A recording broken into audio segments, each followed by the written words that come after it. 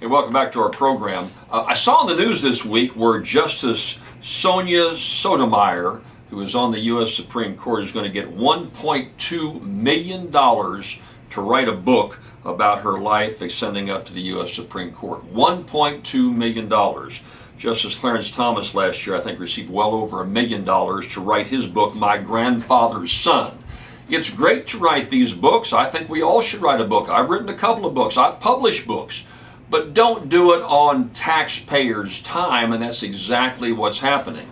These judges, well, on the other hand, let me tell you this. It's what we're here into June.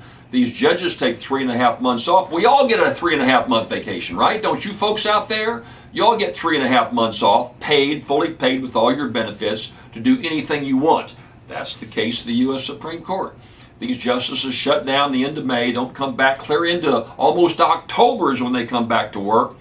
In that time frame, they travel all over the world. They get paid to lecture, to give all these high-priced lectures in locations worldwide. They write their books. They do anything they want. And of course, they can because they have lifetime appointments. I don't know anyone else that is there for life that gets a lifetime appointment. These judges on the U.S. Supreme Court are there for life. And I could understand it if they were very hard-working in terms of the load they carry. But let me tell you what, folks, these justices just do not work very hard. And I'll give you some examples. There are well over 10,000 cases that are filed before the Supreme Court. These are appeals from various other courts of appeals or from states directly to the Supreme Court. That's all set out under the Constitution. 10,000 requests. And these are important requests. They involve individual rights, liberties. They involve the death penalty. They involve companies that aren't sure what the law is and how they should act. Or maybe they feel like they were impugned in some way and they want their case heard.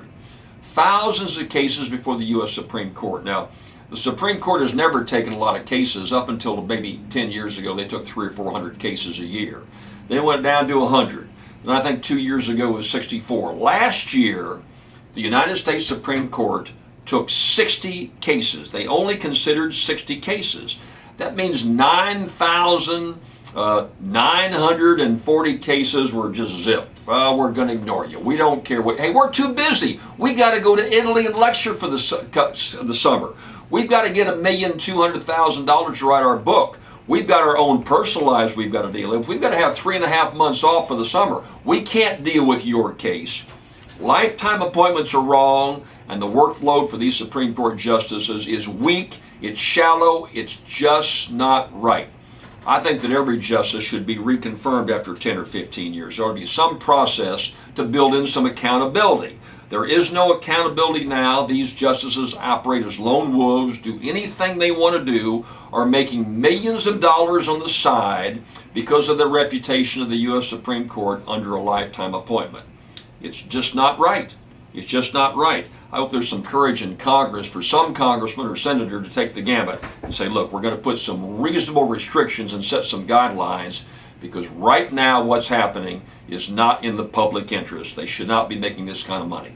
I'll be right back.